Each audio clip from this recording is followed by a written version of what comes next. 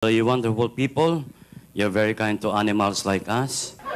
Mga kaibigan, doon sa hindi pa ho nakakilala sa amin, kami po yung tinatawag na pork chop duo. Apo. Ako si Porky at siya naman si Chappy. Siya pong original na tatay ni Chitae. Mga kaibigan, bago ko kami magpatuloy, ako muna mababati sa inyo ng isang magandang gabi sa inyong lahat, mga kaibigan. Mali. Anong mali? Yan ang sinasabi ko. Pagbabati kayo, walang masasabi sa iyo. Nung English ang bati ko, mali. Ngayong Tagalog, mali pa rin. Ulitin mo. Magandang gabi sa inyong lahat, mga kaibigan. Ikaw ba siguradong lahat yan ay mga kaibigan mo? Nakatawa silang lahat sa Hindi akin. lahat na tumatawa at pumapalakpas sa kaibigan mo. Ibang ang tingin siya parang kang baboy na sa harapan nila. Sisiraan mo na naman. Hindi mo siguradong lahat yan ay kaibigan mo. Tanggalin mo sa tang kaibigan na makasigurado ka. Wala nang kaibigan. Dapat. Pwede nang bumati. Ayusin mo. Magandang gabi sa inyong lahat. Kanino mo sinasabi yan? Sa kanya lang lahat. Pag nagsalita ka rito, lumabas na speakers, narig na lahat, alam nilang patungkol sa lahat yan. Anong gagawin? Tanggalin mo yung lahat. Wala nang lahat. Dapat. Pwede nang bumati. Ayusin mo.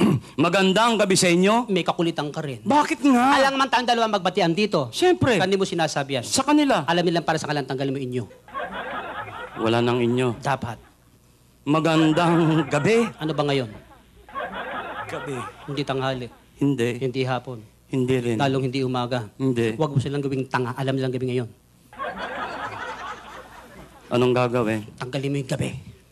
Wala nang gabi. Dapat. Maganda. Paano yung pangit? Ay, meron dyan maganda lang. Sa paningin lang kitang minamahal. Paano karapang tawagin maganda? Tulad mo sila yung pinuding marunong masaktan. Anong gagawin? Tanggalin mo yung maganda. Wala nang maganda. Dapat. Pwede nang bumati. Ayusin mo.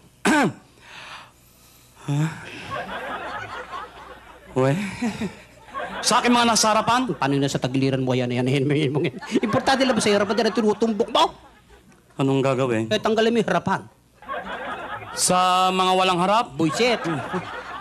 Tinanggal mo lahat. Ano pang gagawin ko rin eh? Luma na kasi yung pagbati mo. Naalala mo, ilang buwan nakakalipas. Nanggaling tayo ng Israel, nanggaling tayo ng Japan, nanggaling tayo ng Australia, ng Amerika. Naintindihan ba mga tao na sinabi mo? Pasensya sila. Pilipino tayo eh. Mali.